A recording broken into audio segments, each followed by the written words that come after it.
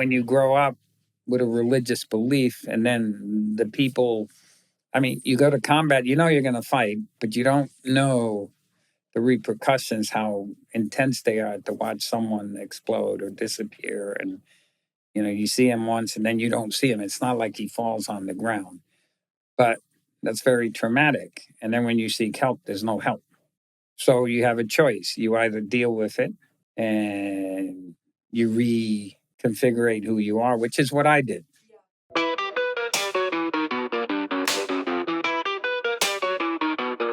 Almost dying taught me how to live. Being struck by a car left me in a 3.5-week coma with 15 broken bones and 16 surgeries to complete, including brain surgery. However, I woke up from that coma in an even greater place than I ever foresaw for myself. How? The universe will guide you out of the darkness and into the light if you allow it. Often, spirituality comes off as too highbrow. I'm not about that. Welcome to the podcast that talks and teaches about it through the lens of humor. Together, we'll harness positive energy and use it to work with the universe, all while giggling the entire time. Welcome to Gabriella Rebranded. Win most, lose some.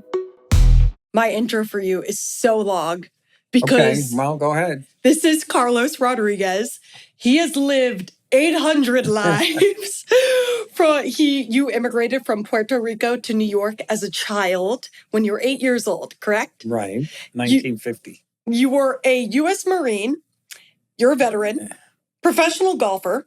I have to look because there's so many things. Aikido master. You're a renowned martial artist, minor league baseball player, ballet dancer, marathon runner. Yeah, well, that's close. Yeah. Is that a few other things thrown in there, but we'll leave those out. For the astrology folks, Carlos is a triple Leo, and I don't think anything's ever made more sense. Well, the only thing I object to is Aikido master. I'm a Shihan. Okay. But it's same thing, but it's a master sounds like I reached.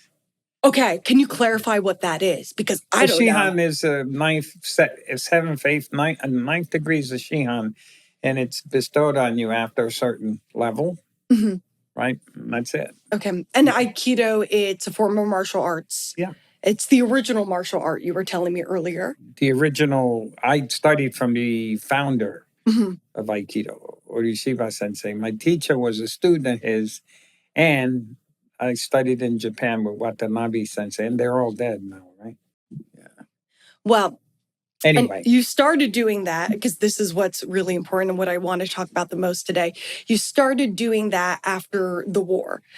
And after you served in Vietnam. Yeah. And you currently help so many veterans. Mm-hmm. Your foundation, Four Corners, you assimilate veterans into golf. You think it's, correct. And you also taught veterans Aikido, I believe, right? Right. Yeah, but I don't do that as much. Meaning it's mainly the ones that I've taught it. But my thing is I try and get them into a good space for themselves. Mm-hmm. So I have a student now in Korea that still calls me that was suicidal when he was here. Okay. So my whole concept is that vets like myself, combat vets, weren't helped much when we got back home. Yeah. So because of who I am, I'm used to be religious. I mean, I'm Roman Catholic, but because of the sins of our father, let's say, yeah, I think that certain people give back monetarily, but that's not enough. I think that my goal is to help my fellow vets and help them through golf in this case, because I'm a golfer, or Aikido, or conversation, or keep them out of that rabbit hole because that's where they go, or drugs.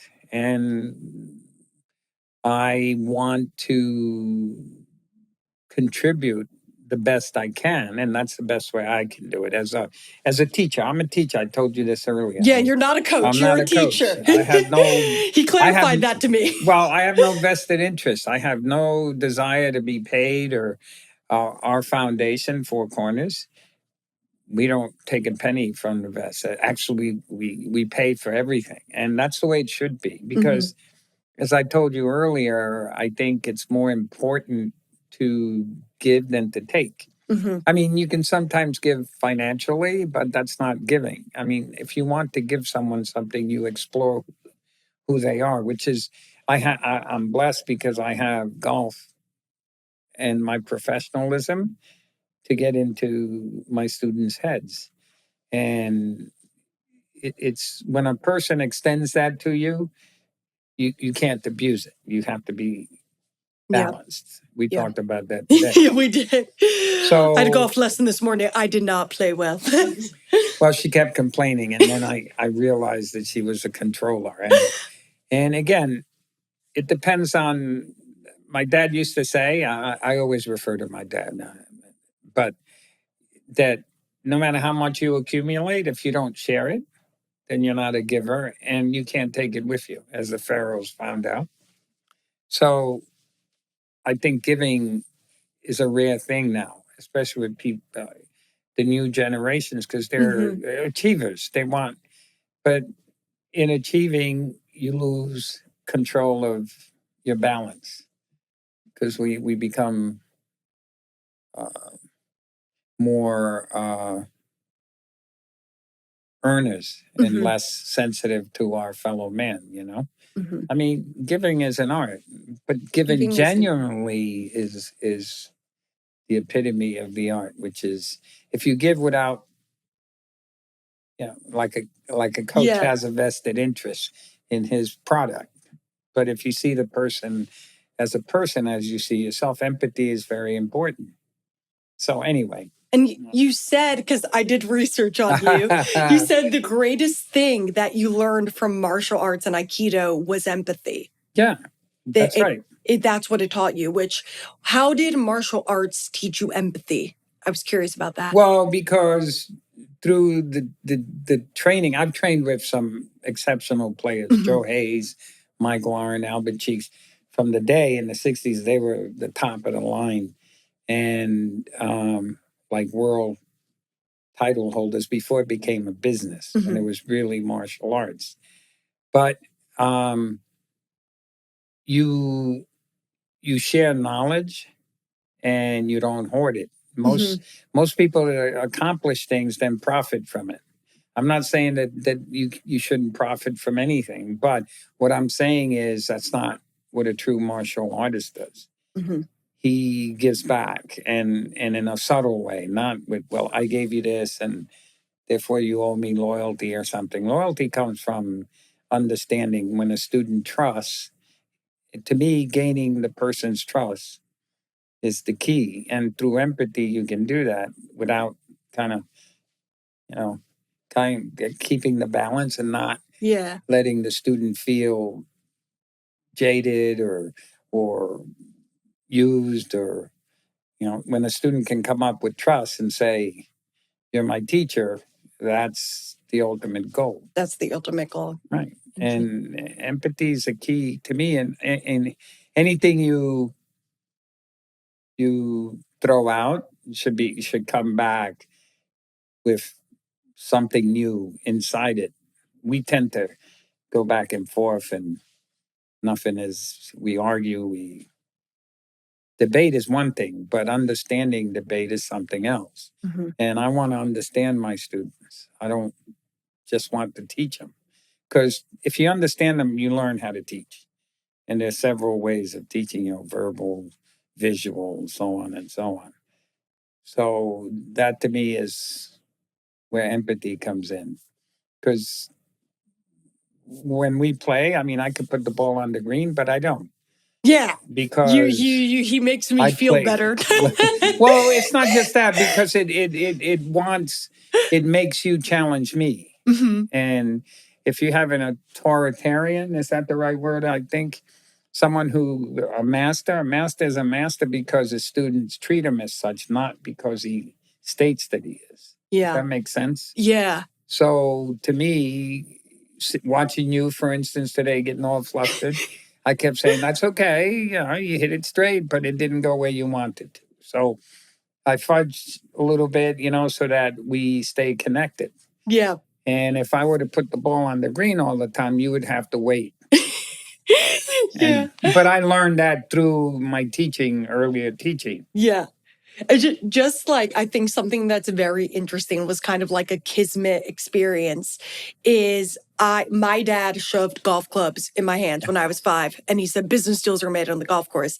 And after I got hurt and I had my injury, I didn't want to play golf because I used to be good at it and now my hand-eye coordination and my depth perception, it doesn't work. And I was like, this would be embarrassing. Then I went to Camille, who's helping me associate produce this episode, her birthday party, Top Golf, where I was forced to play. And I realized I could still kind of do it. So then I was like, I'm going to get back into this. I'm going to look for someone to teach me. I just found you as like a teacher. And it was only after I had already taken a lesson with you that it was actually my dad who looked you up and was like, this guy like does a lot for the veterans with golf. And my dad was like, he's lived 47 lives. And then I looked into it. And I think it was kind of like truly kismet. And like, that's why like a spiritual thing that I happen to choose you as my coach. And you're somebody who cares so much about trauma and healing. And that's why what I'm going through and what I was doing with going back to golf. Right. Well, but it's interesting because that takes us back to the word empathy. Because I never questioned or asked you about your trauma, which I also, because of Pamela, understood that you had an accident, yada. Yes. And I have people that have different disabilities, but you don't segregate them from others. Like when I run a camp, everybody's the same. And I don't separate them. And I don't even tell people that this person has this or that person. If you have one hand, then people know. But other than that, I think the biggest problem in teaching is that we kind of segregate and kind of filter people in different categories. And that's not teaching to me. You have to learn from the whole. Like we talked about the circle, mind, body. And as long as you can think and as long as you're capable physically, I have a one. I'm jumping. I'm sorry. No. I have a one arm. What's his name? Philip, I think. Anyway, he had one arm, and he came to my veterans afternoon class because I teach veterans with disabilities. And he didn't think he could play, and he wanted to know, well, what do you got? You gonna tie something to my arm? And I said, no, you're going to use your other arm. And I went shopping with him for his clubs. And now he plays. And he bought his own clubs and he hits the ball just as well as everybody else. He gets frustrated because he has one arm. Yeah. But he told me the other day he showed up and he says to me, thank you because I'm able to stand in front of people and not feel left out. Oh. And that's what a teacher seeks. At least, as far as I'm concerned, when a student gives something back to you, then that's worth more than gold. Because that can't be taken away. No. Material things can. But anyway, I'm kind of corny, but that to me is my goal is to give as much as I can to my students. Because again, I'm going to say my mom used to say, how people want to live for the rest of their lives. And my mom used to say, when someone has a thought about you after you're gone, then you live. So it'd be kind of cool to have, a bunch of people say, oh, I remember this guy, Yeah, how often do something pops in your head and you say, oh, yeah, I remember that from Carlos. So yeah. That's beautiful. I really like but that. That's the art of teaching. Your mom's a smart lady.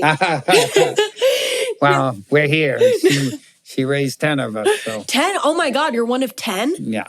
Oh my God. Wow. Yeah. That's so, I'm one of 2, so I wouldn't know. Yeah. But anyway, so that's how I see teaching as an art. Okay. And I'm curious because you've played 1,000,001 different sports, like to clarify, because I think this is important. Carlos tried out for the Mets when he was 16. I tried out for the Met organization. I never played for them. But he tried out when he was minor league. No, but he tried out when he was Yeah, 16. They said, 16. come back after you graduate high school. But Yeah, instead, well- you went to the military. Well, that was the whole idea: do the military thing and then come back. But, Yes. I mean, we were kids in New York. Mhm. I grew up playing stick ball, anything with a ball and a stick, and I also swam. But that was my goal, to become a baseball player. Your goal was to I become. remember speaking with my older brother David. I used to say, I just want to play baseball. And as kids, you got to remember, this is 1950, New York. And you talk about, well, they still have black, white fountains in Central Park. Mhm. So, and we were Hispanic in a Irish, German, Jewish neighborhood in Brooklyn. But that was the greatest thing, because you had different cultural ideas. And we were kids. Kids share everything until they're taught not to. So that's a conditioning thing, which I try and avoid with students. And so I was blessed because I had some good, not just my immediate family, but all the kids around us. It didn't matter who you were. If you could play, you could play. And we shared everything. You know, mom would yell out the window, everybody takes off and goes to dinner, and then come back, and we paint plates on the school outside in the yard on the wall of the building, and we play. So I think the problem is that we don't share knowledge anymore. We're too introverted. We tend to hoard things, talents. I mean, if I'm not as talented, if I pass it on to you and you become talented, it's part of me. I have a kid right now that's I won't get long winded, but he's 16. Mhm. He's going to Oklahoma on a full scholarship. Callaway picked him up. He won the state championship in California 2024 and 25, I think, and he was player of the year. Never played golf until he met me. He was like 5.5, and now he has his whole career made. And he always calls us. And his dad said something nice when we had um, a documentary that was made on me. Yes. So he came up and he explained how we met, which was kind of Well, interesting. yeah, playing through a Yeah. documentary about Carlos. Yeah. It's currently in the film festival Yeah. circuit. It won first place in the Puerto Rican Film Yes, Festival. it did. For shorts. Yes. Yeah, Yes. yeah. So anyway, I mean, so much about me. I think that, again, me is a word we use a lot, Mhm. but it's not about me. It's about what I put out Mhm. and how you're seen in society. I have a bad side, which is when I was growing up. Vietnam was not something that I'm proud of, but it's a service that I volunteered to do, but out of ignorance. I Mhm. don't know if I had done it if I Knew what it was going to knew be. politically, but I was young, and a bunch of us lost our lives. All my friends are mostly all gone, that I grew up with, because they had the same idea, and we were kids. But you grow up, and when you get home, then you have the real battle. Mhm. Because I mean, I was home eating at my dad's house a month after I landed in country, and I had no idea. I was misled because, and I'm switching topics. So uh, we were led to believe that if we took benefits, we were denying other wounded vets and stuff. But that was a psychological thing that I guess the government did to keep us from. Taking benefits. Well, I think it was to keep us where we were. Okay. I mean, I'm not political, so I'm really political, but I say I'm not. Yeah. But I understand that if I knew what psychological events would take place, What PT? Yeah. yeah, I don't know. PTS. That's not it. It's when you grow up I grew up Roman Catholic, thou shalt not 10 commandments. And I mean, I wasn't in church all the time, but I grew up in parochial school. Mm-hmm. And when I got to Vietnam, it just, Oh, that one was not well, there. it wasn't the combat. That you could deal with. It was the shock of my core was blown apart. I mean, I'm saying this personally, just me as an individual. I realized that I was lied to all this time. And but I'm not saying that priests and parochial schools bad, but when you're Puerto Ricans are mostly Catholics. And when you grow up with a religious belief and then the people, I mean, you go to combat, you know you're going to fight, but you don't know the repercussions, how intense they are to watch someone explode or disappear. And, you know, you see him once and then you don't see him. It's not like he falls on the ground, but that's very traumatic. And then when you seek help, there's no help. So you have a choice. You either deal with it and you reconfigure who you are, which is what I did. Yeah.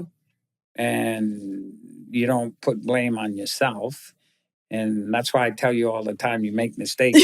What I told you today, that the hardest part of this game and teaching it is to confront your weaknesses and the fact that we are physical beings and we don't allow ourselves to connect to our inner selves. Or and I mentioned walking. We walk. We're trained to learn how to walk, but that takes 12 joints working in unison, and we don't even think about it, right?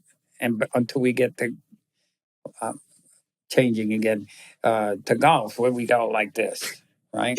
We get so And the tense. physical side, then we're trained to be physical. And getting back to the Vietnam experience, when you experience how brutal men can be or human beings, because, well, we didn't fight. We fought a lot of women, but none on our side. But anyway, it doesn't matter who you are. When the aggression, when it gets really primitive, it's kind of hard to recover unless you have support. And to get back to what the beginning, that's why I do what I do, not because I'm anyone special or I'm a teacher. And my youngest daughter's no, my oldest daughter, Sarah's a teacher. And teaching, again, I told you, is an art because you can't expect anything in return. If you're a true teacher, you give, but you have to learn from your students. So it's not a one-sided thing. And I think that's just something that I learned through all my experiences. So anyway. And why, knowing everything that you know and the million sports and ballet and everything, why did you decide that golf was the thing that was good to give back to veterans? Well, because I realized, and in thinking self-defense, I used to teach at AFNI, which is the Marine headquarters in DC. I had an Ike. What did we call ourselves in the plaque? You know, the plaque hanging on the wall. The Ike crew or something. It's a bunch of officers that we put an Aikido dojo together, and it's what I did. And I thought that that's one way, but it wasn't enough. And you know, I would jump from one to another, and then uh, I think that when I decided to do golf, I when I began to understand the game of golf and how complicated it really is, it's not hard; it's complicated. Because as I said to you earlier, it forces you to be introspective, look into yourself, and accept your weaknesses, which are a lot. I mean, the game would drive you crazy because, as you know, you start beating things and you start doubting that you could do any. And if you can overcome that, then you find harmony. And then you learn what the game's really about. It's not a physical game. It's a game of releasing energy, not pulling any. In Aikido, I tied my philosophies of Aikido to my golf game. And I became a PGA Pro 2016. Yeah, that's late.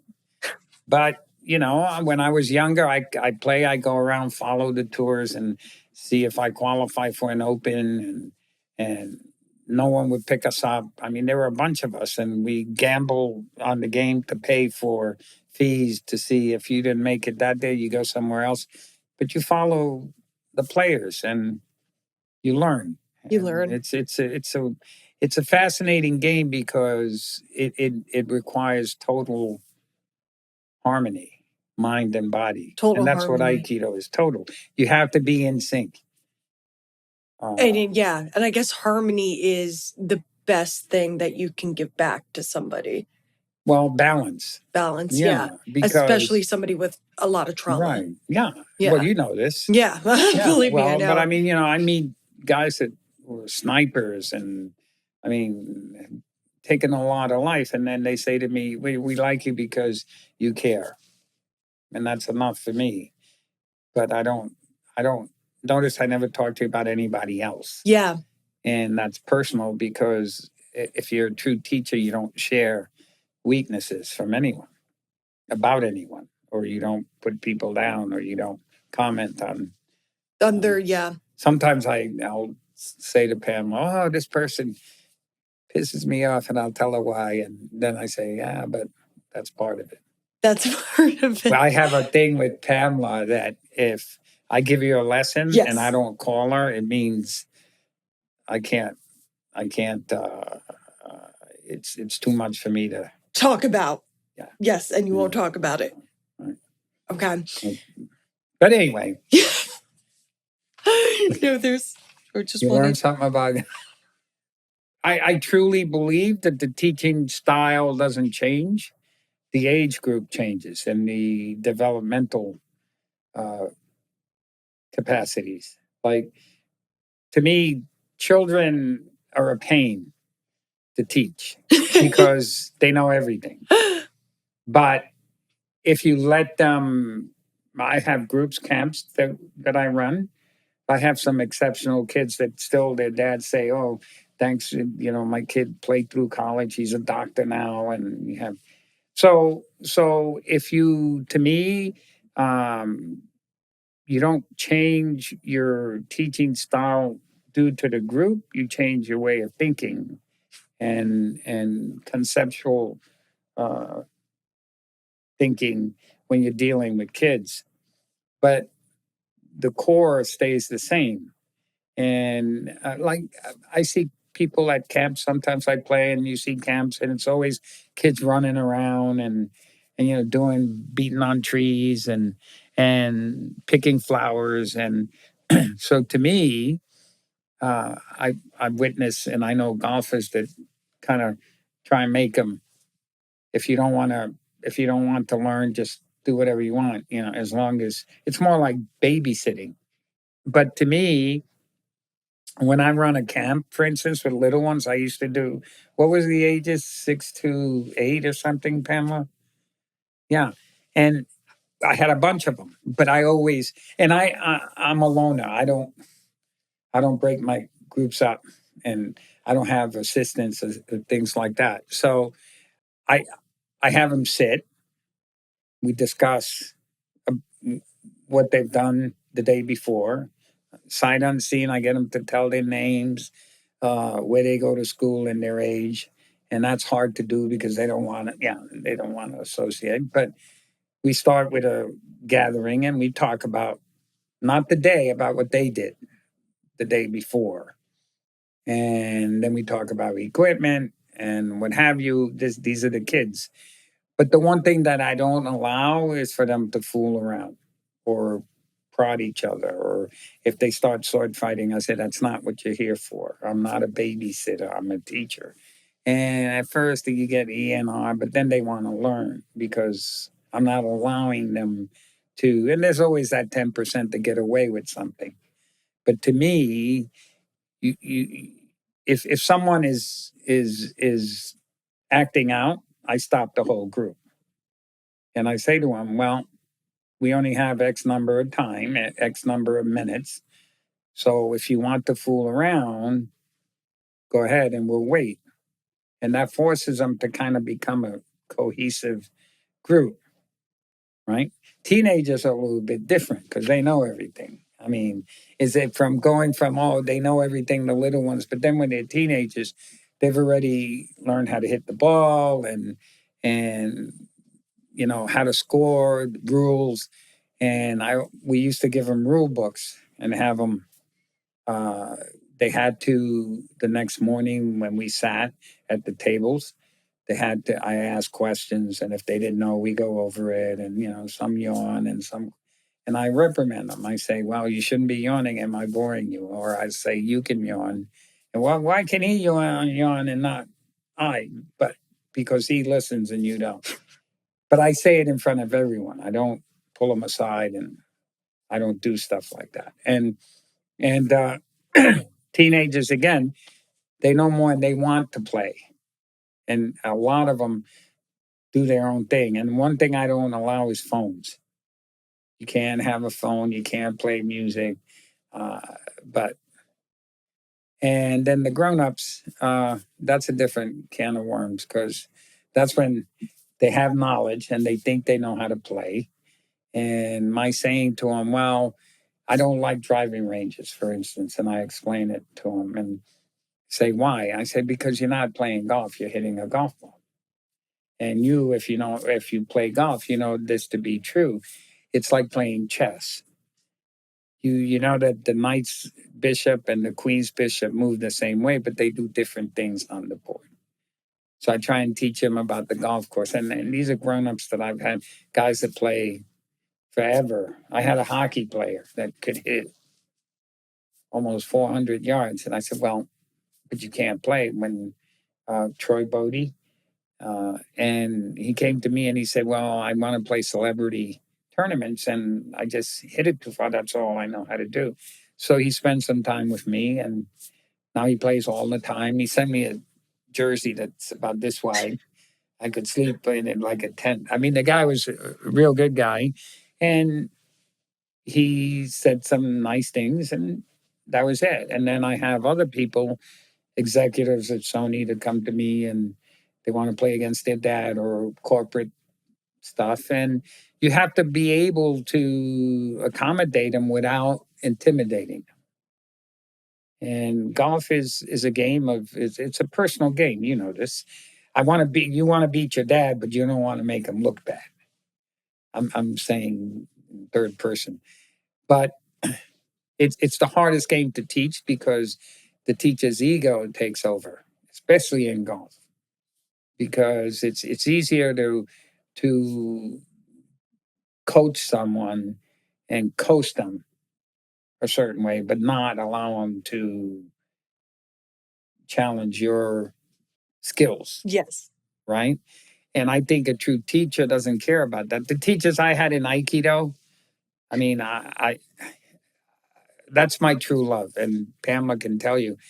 I mean, I sleep. I still, even though I don't go on the mat, every time I'm doing something, I'm seeing something. I'm seeing the movements and how the body flows, and how I would react to a certain situation, and that's how I was able to dissect the golf swing and understand that it's about releasing energy. It's not about pulling energy. It's about, you ever see those cartoons where you have a devil here and an angel here, Yeah. and mind and body have to come together because the mind will always overpower you if you're not secure in your thoughts or your execution. When, what's his name? Missed a 4-foot putt for 20 mil. He went to an analyst the next day. So, I mean, things happen and you have I was blessed because the golfers I knew, Cal Pete, and I played at Rock Creek Park in DC where all the blacks played, like the Negro League, and I was blessed because they had no ego. They would share knowledge and teach you things that you wouldn't think of. But just to throw this in, my best influence in the game of golf was Eddie Murrins from Bel Air. He's dead now, but uh, I had a few lessons with him, and he said to me, "I will teach you the game if you're willing to learn." And here I am. I mean,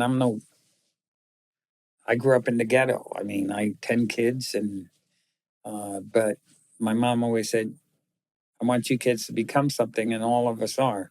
And case in point, if you really uh, want to be respected, that's to me is more important than being rich. Because Yeah. if you're respected, you're rich. People, If you're respected, you're rich. That's yeah, true. right. Yes. I mean, people, if you can, if you can have a person knock on your door and said, "Well, I trust you, this X and Y," or would you mind my house, or would you mind my kid, or take care of my dog? I mean, that's a blessing because they don't do that anymore. They pay someone To do it. cage them up Yeah. or something, or they say, "Well, how many people you live in an apartment? How many people do you know?" They say hi in the morning and when you pass by them, but other than that, they don't. And Yeah. when I was young, my mom would cook for everybody. That is, I always That's talk. the old way. I always talk about that, or I don't always talk about that, but how when I feel like born between 1997 and 2000, I was born 1998. We got the last of it. Like, we got the last of block parties and people on the block doing Right, things right. together. And now they don't do that No, anymore. they don't. And it's, yeah. Yeah, well, I grew up when if you needed something and you were in the neighborhood, well, people that you didn't even know knock on your door and oh, fulana means X made something and here share with the Yeah. kids.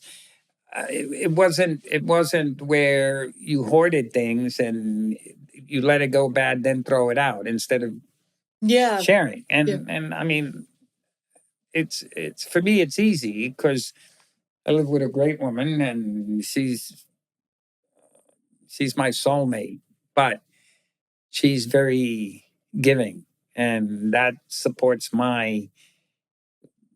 we've been at Heroes 15 years, and I don't do anything without her. She wants me to keep saying yes, dear, no, dear, but that will come. I think it's here already. But anyway, I say that because it's very difficult to step out of your comfort zone and fully trust the environment. Know what I Yeah. mean? So, because some people and it's human nature to take advantage of situations.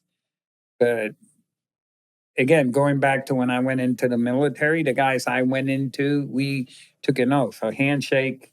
To me, if I shake your hand, it's a bond. But that's the way I grew up. I grew up in that type of no, you don't have to sign a piece of paper and you don't have to do X or Y. If we made a deal, we shake hands. Now you have to hire two lawyers and then they have to do X and Y. But that's I guess how what is it, technology and advancement, but it it it it it depersonalizes who we are, meaning it sets us apart. I mean, I don't know. If you say to me, I'm going to get a lawyer, I say, go ahead. I mean, but now it's all about being cautious and it's understandable because of advancement. I mean, I come from a time where you picked up a phone and the operator said, Operator X, who can I connect you to? Now it's like, an AI. And so what's happening? We're going this way instead of this way. Yeah. So Yeah. The golf game isn't over until you shake hands. that's right. That's That's right. That's right. something That's I right. flirt. And you know that I always take my hat off. Yeah, and, always. Every and we time. shake hands. I have Shake people say, hands. why am I going to shake your hand? I said, because it's something you do out of courtesy. Yeah. So, And human connection is very important. well, I forget what book, but there was someone expressed it well, which is the handshaking is the acknowledgement of sharing knowledge. The acknowledgement of sharing knowledge. I Yeah. like that. So you. So when you play a game, you shared knowledge. Yeah, well, you shared each other and Yeah. you shared philosophy, and golf is not just.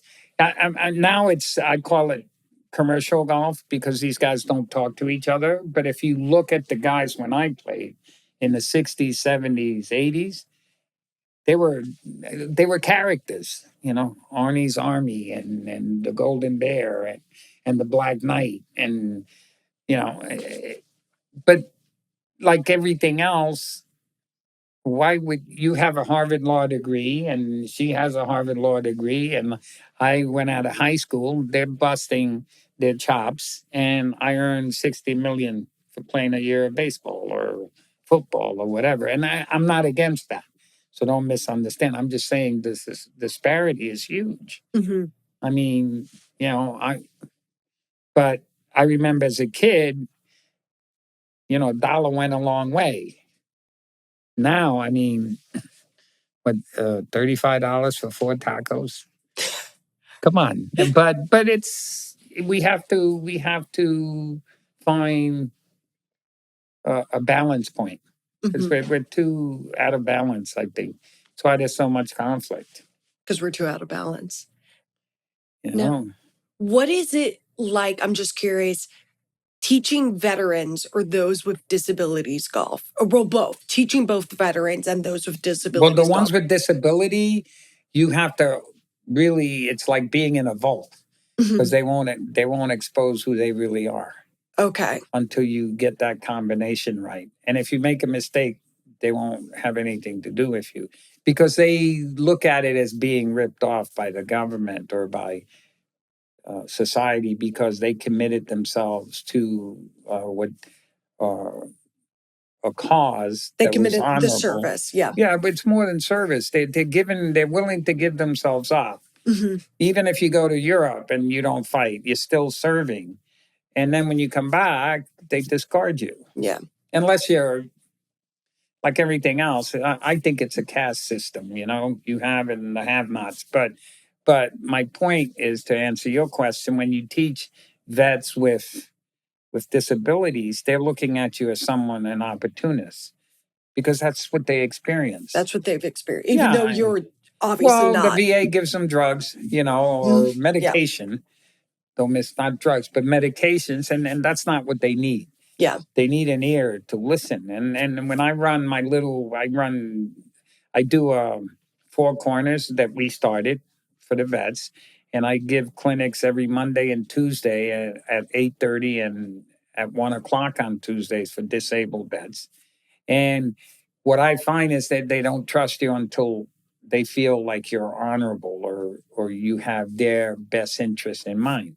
And then they'll start sharing things. Like the person I mentioned earlier, who was a corpsman and he was suicidal. I mean, I'm talking about heavy.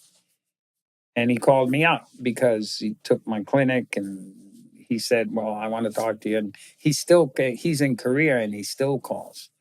And like I say, I don't say, "Are you drinking?" He tells me because he trusts me. He says, "I've been on a bender for 4 weeks." This was a couple of days ago or a week ago. I said, "Were you still in Korea?" "Yeah, and X and Y." But you can't reprimand them. You can't say, "Oh, you're falling off the wagon. You're not on this." I just let them talk, and I talk with them, and we talk for hours sometimes, right? And I don't have to do it, but to me, when I was in combat, had I been disabled, I would like someone to be there, and that's the problem with society. Thank you for your service doesn't mean anything. It's just something you say, Mhm. right?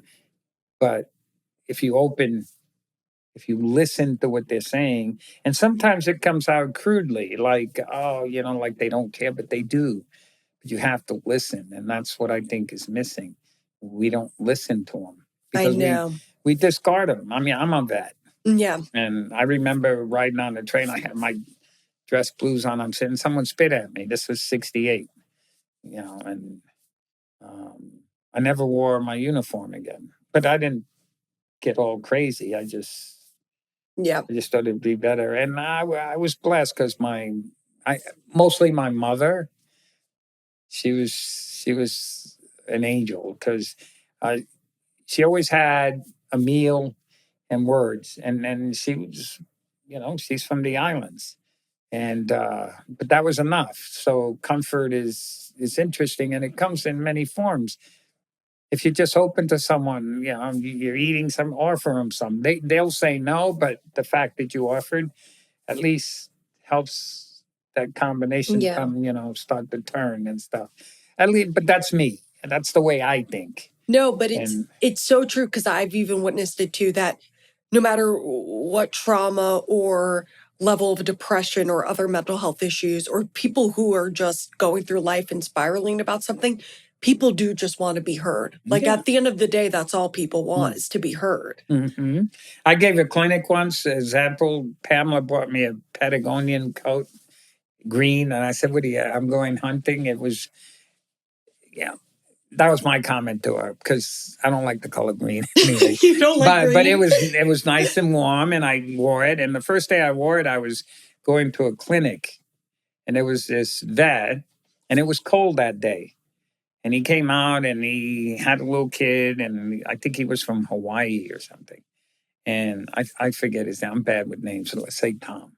And I said, "Tom, you cold?" He said, "Yeah, I want that coat." So I gave it to him. I just said, "Here," and he's never forgotten that. And he cleaned himself up, just that. And I'm not saying that it was because of me, but maybe I ignited something. And every time he comes by there, he says hi, and his kids they're all happy. And I don't know that I know there are a lot of different things happening, but just that one thing, I guess, maybe lit something inside him and said maybe someone does care, and maybe he took care of his business. Little And does he. and Oh, and and I do that a lot. I give things away. I mean, Pamela can tell. I give kids clubs. I give shirts. My brother makes shirts, four corners, and we give them away. But it's the way I grew up. yeah. Yeah. I was going to say, little does he know the only reason you gave him that jacket was because it was green. Yeah. And you didn't want. Probably, yeah. And you were like, please take this. No, but he was cold, and it's a nice thing to do. Sometimes I pay for people's stuff, and so I gave. We were at Little Fatty's. Um, we had dinner, and we came out, and uh, there was this gentleman that was homeless or something. I didn't ask, but I think I asked Pamela, or it might not have been Little Fatty's, but we were coming out of eating dinner, and this guy was walking by, and uh, I said, "Here." So I gave him like $5, right? And his response was, "I don't have to do anything for it." And I found that kind of odd. I said, "No, it's just you do what you want. But my point is that we need to care for each other more.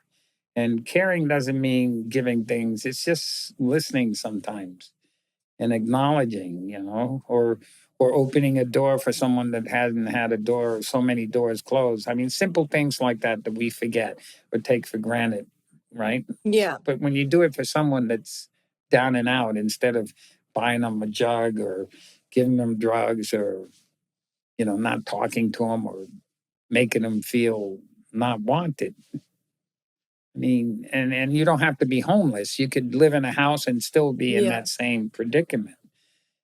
But I think the caring with society is kind of fracturing. It's fractured, but it's kind of out here when there should be that connection that I grew up with. Yeah. It didn't matter who you were, but if I had we go to the movies or we shine shoes. That's what we used to do as kids. If you needed money, you became productive. I was rolling pretzels at 8 years old in Brooklyn with my older brother, who's a year older. And we used to go just to go to the movies, and we did a whole bunch of different things aside from sports. But Ballet. Yeah. Yeah. But we never denied another person. Whether marbles, we shared that. Cards, we used to compete, and flipping cards. And anyway, So giving the veterans, like offering them golf in a way or not in a way it is, it's opening a door for them. yeah, because golf, believe it or not, vets think they know how to play because they're aggressive, and kind of allowing stepping into that environment as a professional golfer, I could say, dudes, you don't play golf. You hit golf balls, which I say to students that are comfortable. Once I know they can interpret it the correct way. I have people say, "Well, I'll play you for $5." I said, "You don't have $5, but I'll play you anyway." But the point is that you need to, whether it's golf, uh, checkers, or chess, billiards, you have to make them feel like they're equals, Mhm. and that's hard to do, That's why especially when vets are aggressive, not by nature because of the circumstances. They well, the vets I know, a lot of them take life and don't know how to deal with it. So that's all internalized, and medicine can't cure that. yeah. Oh, yeah, psychiatrists, it's the wrong way. You just have to allow them to confront you and you not wither away. You stand your ground without being aggressive, and they'll open up. I mean, that's the way I deal with Yeah. people anyway. I mean, I can take care of myself, so I don't need to prove anything to anybody. I I was mean, and I tell most people, you're fine. You could go in my face, just don't put your hands on me. just over your head. I mean, it's simple. I don't say it aggressively. I said, and then they say, well, why? What would you do? I said, I just don't like being touched. I don't say, well, I'll Yeah. beat you to death or anything like that. But it's just the way you present yourself, because most people fear vets, yeah, because of or bullies. I mean, you stand up to a bully not by punching them out, but making them feel wanted or neutral, Equal. neutralizing. Not equal, but equal is the right word. Okay. Yeah. By neutralizing the aggression. Neutralizing, yes. And Neutralizing the that's what aggression. Aikido does. You take something and then you give it back. So, but to live that way is very hard Take because, something and give it back. yeah, if you take energy and then give it back, then it's neutralized. Yeah. See, we tend to go this way when something's coming at you. If something's coming at you, you turn this way, and then there's the elbow, and there's the groin, and there's the chin. And it was developed for women, Aikido. So it's not this. It's open hand. It's like Tai Chi. But anyway, I'm jumping off. Anyway, I think I talked too much. But anyway, I'm just curious, when you came back from the war, obviously, as you were just talking about, Vietnam, Vietnam, not World War II. now we're, but as you were talking about how it's kind of like when vets come back from the war, they sort of have like two options, like turn to things like drugs or choose to like make something of yourself. How did you like have the mental bandwidth and the intelligence and the knowledge to be like, I'm going to pursue this thing, Aikido. I'm going to pursue golf. I'm going to take care of myself and not do anything bad? Well, I had a foundation. My siblings. Okay, your siblings. Yeah, and 8 of them, 9. I mean, but the point is that we weren't rich by any means, but we had a core principle which we looked after each other. I don't know if you know Puerto Ricans. You could be my sister, and Pamela has witnessed this. I hadn't spoken to my sisters in years, or my brother Julio, and he showed up at the Puerto Rican Film Festival and in New York, and he said, "You don't recognize me." I hadn't seen him for 20 years. Oh or my whatever. gosh. But we hugged, and I said, "Yeah, you're Julio," and that was it. So it's not like, "Oh, I miss you, and you did this and X and Y," but that's how Hispanics are, at least Puerto Ricans. Yes. Because my sister's the same way. I'll call her. I'll say Pamela. She's in Puerto Rico, and I feel that her husband's sick with cancer or whatever he has, and it's terminal. So I get an inkling. I say, when she picks up the phone, she said, I was just thinking about you. And that's, whether it's true or not, that's how we were. No, So when that's I a got, spiritual thing. yeah. That So happens. when I get around my family, we don't ask, well, where have you been? It's like we went, Pamela had never been with my clan before. So my younger brother has a son, and was Kathy there at the brewery? We decided to have, I don't know, out of the blues. I mean, I have these are families that one lives in Long Island, New York. Ooh, that's where I'm from. Yeah, really? Yeah. She's a realtor. And so they said, out of the blue, they just called up and said, let's get together. And okay, they didn't say, oh, I haven't seen you for years. Anyway, we got together and we had pictures of the clan, and now they're gone again. But I think, again, in the 50s, the family was important because it was what made who you were. And when you strayed out of the herd, right? There was always something to come back to. So I came back not to the VA. I didn't go to the VA until I was 60, I think, or something like that. Because I believe that if you took advantage of the VA, you were taken from wounded or deserving vets, even though I'm a combat vet. Yeah. And that's what they drilled into us. And I think it was more like so we wouldn't claim benefits.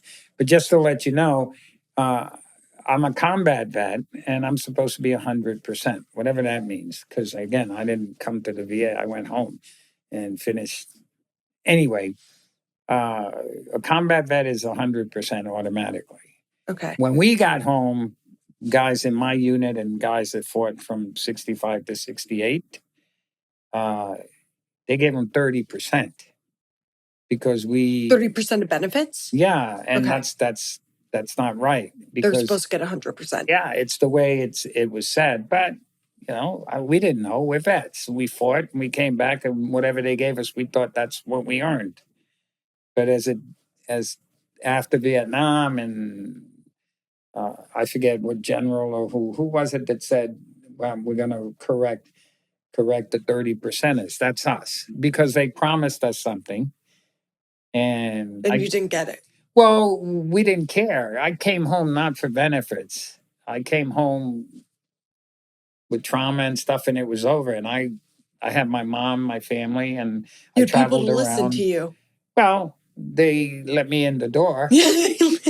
My mom was upset because she said, "You kill people." She was not Harvard graduate. She was an Indian from Puerto Rico, but she was a great lady. And I would tell you a little story about Vietnam, but I shouldn't. Well, I have to because it's your choice. no, It's your choice. it's no big deal. It's just something that Hispanics, at least from the island, we have a connection to each other that we could be apart, and yet when things happen, they call it intuition or something. But like sometimes I think of my sister, and she says, "Oh yeah, something happened. I'm glad you called. I was thinking about you." But I went on patrol in Vietnam. We were in the jungle, an LP, a listening post. All you do is listen, and if you get caught, you're dead. But you're in the middle of nowhere in the canopy, and you could hear voices and stuff, and then you don't move. You're embedded, like camouflage, like a canoe. You just are invisible, but you're hearing. And I don't know. I mean, we spent a real cold evening, and you could hear beating and stuff. They were building something and they didn't know we were there. Anyway, a long story short, we came back in. This was Hill 101 outside Quang Tree, way up north. And so my hands were, people think that a jungle is, but at night and early morning, it's cold. So my closest friend was Tom Benelli, a Navajo Indian, and Sanchez and Lopez. And anyway, we came in from patrol, and I said to Benelli, I said, there was a fire pit, right? A U-shaped. That's where they throw all the stuff and heat the place up. And most guys come up and warm up because it's real cold early morning. And they usually hit you right when sun rises and sun sets. But anyway, there were a bunch of guys there. And so I said, Tom, I'm going to squeeze in there. I can't feel my hand. So I open it. I'll make it real short. I said, "Can I get in here?" "Oh, you Marines, you..."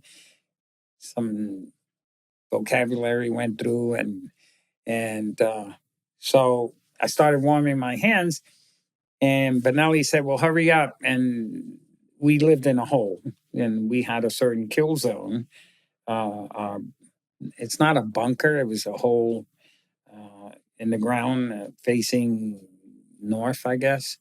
And he said, "Hurry up!" There were two in a hole, Just and that's so, all they did is they just kept you in a hole. oh yeah, yeah, that's where you live. Okay. I mean, anyway, so he says, "Hurry up, dude." And so anyway, I'm warming up, and I hear my name, Carlos, ven aquí. But the only person that calls me, my name is not Carlos. My name is Carlos. And that's what my mom called me when I was little. And this actually happened. And so I said, "Tom, you're messing with my head." And he said, "No, man, you're paranoid." And so I squeezed in again. And I said, "Did you call me?" And to the guy, I don't know. Anyway, he said, "Dude, you some curse words and stuff, you Marines are all jacked." So anyway, I kept warming my hands and I heard it again, Carlos, ven aquí. And I stayed. And then the third time I heard it says, Carlos, ven aquí ahora, which means now. And so I said, "Tom, your message." So anyway, I ran over to my hole. As soon as my feet hit the ground, the whole hill shook.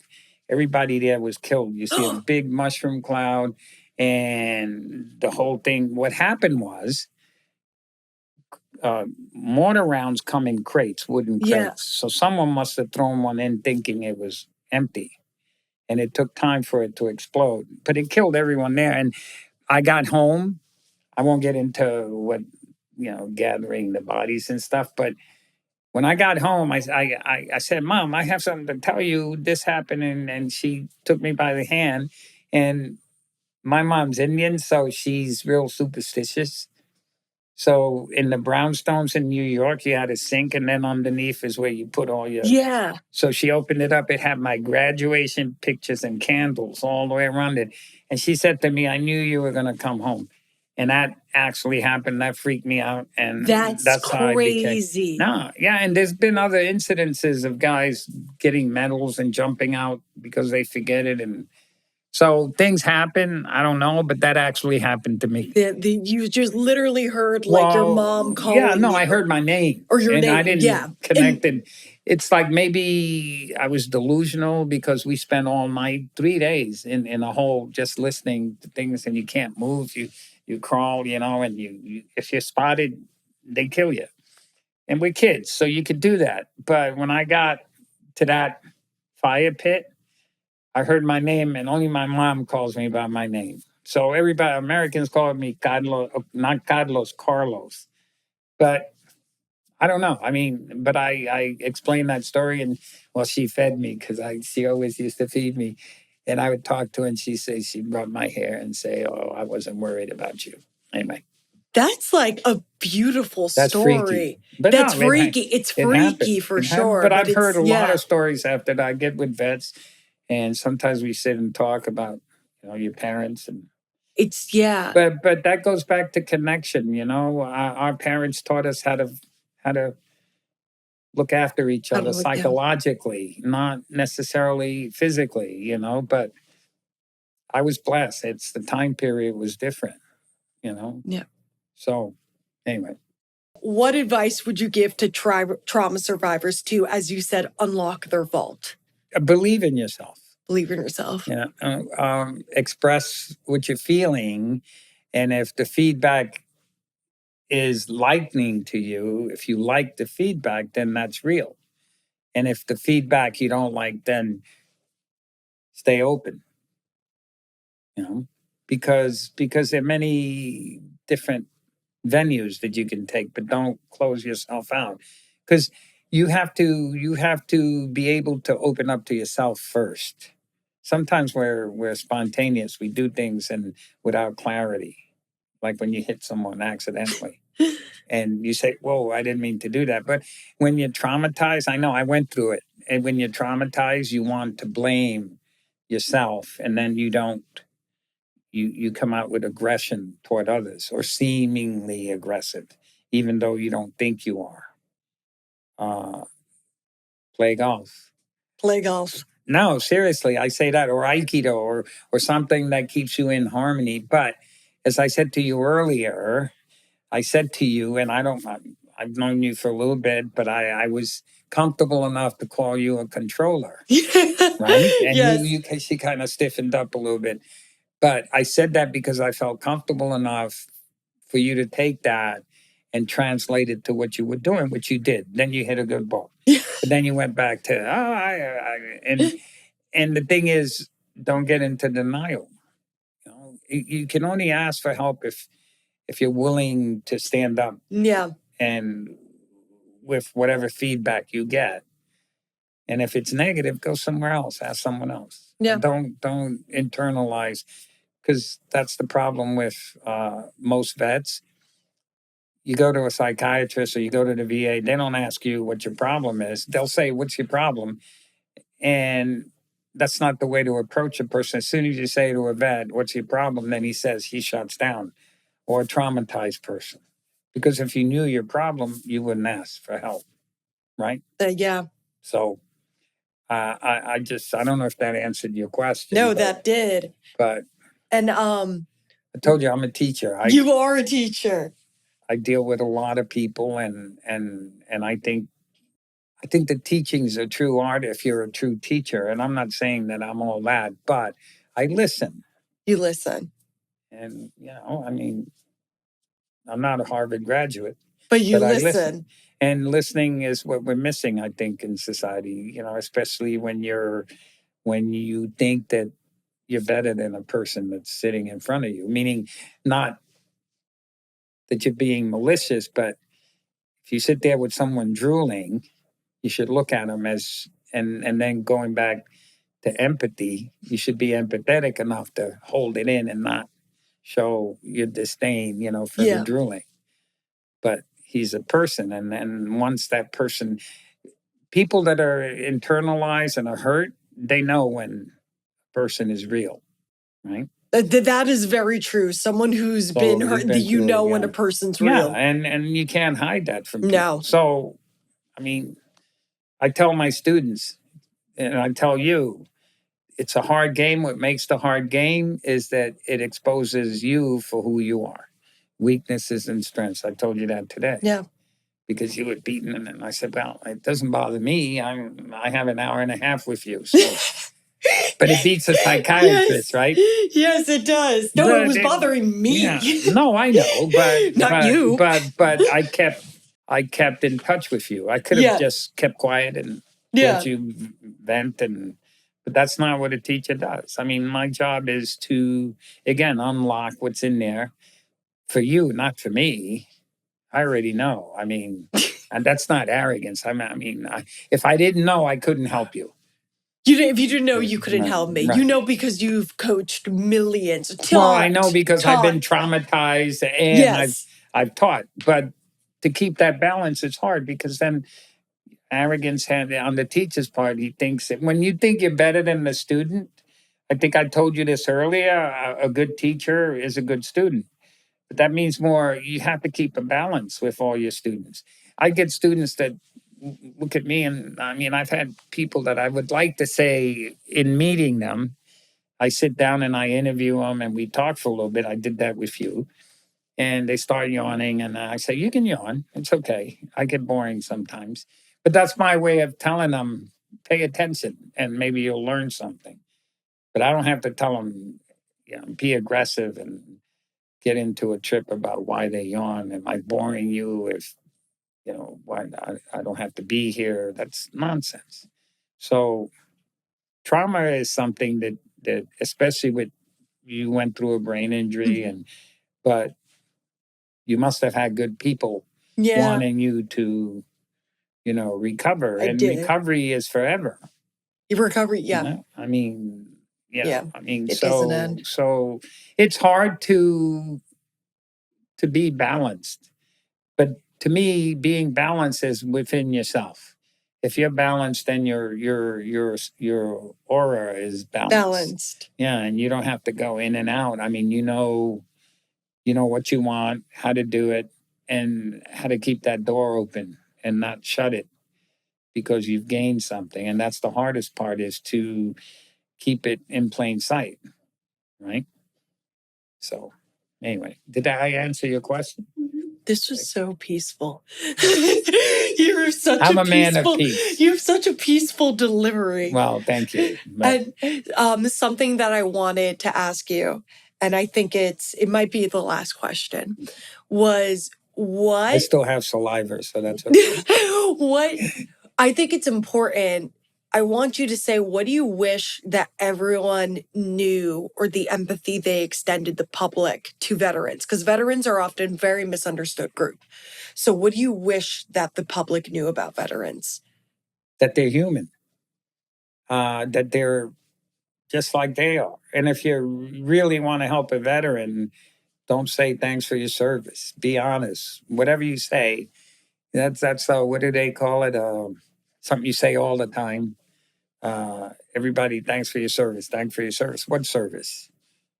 You have to be able to distinguish uh, a person and not categorize them as a lump of The meat or blanket. something. Yeah, they're all different. Sometimes I ask a question. That's why I say Mhm. that the word, what I don't like hearing, and a lot of survivors don't like hearing, is when people say, "I'm sorry that happened," Mhm. because it's so blanket. It's And the it's same also, thing as thank you for your service. yeah, it's so blanket. And it's also like, I always say to people when they say, "I'm sorry," I said, "Why? Were you the one driving the car?" Yeah. That's Well, what look, just to add to that, you see accidents, right? Yeah. People that come running up, the first thing they ask the person, "Are you okay?" No, I mean, obviously I'm just my legs Yeah. are all over the place. No, and it's spontaneous. You hear that all the time. Mhm. Someone gets crushed by something, and are you all right? No, I'm not all right. I just got mangled. Yeah. But it's the same thing with before it was thank you for your service. It was like, how many people did you kill? I have students asking me that. Teenagers usually do that a lot. Grown ups sometimes, but mostly teenagers. How many people you shoot? And I guess it's the games they play or something. These Yeah. video games. That's, to me, it's like so obvious not to ask that. Well, but they do. Yeah. And what my response is, why would you ask me something like that? Do you think that's a nice thing to say? I don't go off on them. I just ask them. I Why come would you back ask? with a Yeah. question. Why would you ask me how many people did I kill? And do you think that's a nice thing for you to ask someone? I don't say me, I say someone. So, because that gives them an out. You're not pointing your finger at them. You are, but not directly. You're kind Yeah. of going your fingers. But they pick it up. They say, "Oh, I'm sorry," but kids now are into violence. Yeah. We I mean, glorify violence a lot now. Until It's- you actually encounter until you actually encounter it. And then it's not the thing to be glorified. I'm just gonna check, make sure I asked you everything I wanted to ask. Oh wait, your film. Let's talk about your film a little bit. We Playing just did. through. No, but it won first place at the Puerto Rican Film Festival, but for short films, right? For short films, documentary, documentary, short documentary. It was created by a USC alumni. Fight on. Yes, he said that, Michael. Yeah. But where can people watch it when it's out? I know it's not out yet. Well, I think they have to wait till the season's over when they show it. So it's probably after Christmas. Well, Pamela, you answer that. It's YouTube. So it'll be available on YouTube. Okay. Probably by the time this comes out. And I do curse in it. You do curse in it. And we'll get plug like a link in bio. Yes, I'm gonna put a link in the show notes to Playing Through, and I'm also gonna put a link in the show notes to the Four Corners Foundation, so everyone can donate if you would like to donate or learn more about it, because it's really incredible what you're That's doing. kind of you. Yeah. Yes. Well, again, I do it all myself because then it's done correctly. I mean, I get people wanting, how many teachers do you have? I say, I teach everything by myself. So I went to Sony Pictures. There were 36 people, and I managed to make them all happy. And you made them all happy? Well, I gave a clinic. So all of them? All of them were happy, at least as far as I know. We didn't get any complaints. But I grew up that way. I have a lot of things to atone for in my years in the service. So it's it's my penance. And I had some great teachers that gave to me knowledge without wanting anything in return. So it's the way I live. I mean, I'm a simple guy, but if you need something and I can help you, I would. Whether I know you're not, it doesn't matter. Because in reality, to me personally, it's penance. It's atoning for taking life.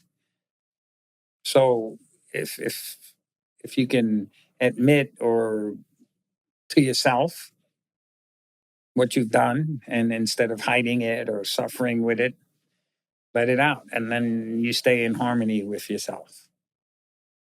Rules of Aikido, mind body. That is a great place to end. That is a fabulous place to end. Okay, I didn't even know we were doing it. I thought we were just talking. That was fabulous. You got me on this one. Okay. Thank you so much for sitting down with me. My pleasure. This has been a super, I think this is the most peaceful episode that we've ever had. And I know you're bad with the names. What's my name? Gabrielle. Thank you. So thank you for sitting down on. Oh, my pleasure. Thank you for sitting down on The Gabriella special. Rebranded. Gabriella. As always, I will be pasting the links in the bio where you can find more about Carlos, Playing Through, and Four Corners Foundation.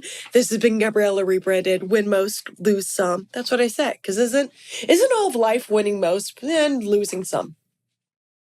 More wins than losses. More wins than losses. Because a loss is only something you accept. Yes, a loss is only something you accept. And the first loser is what? Second place. The first loser is second place. So.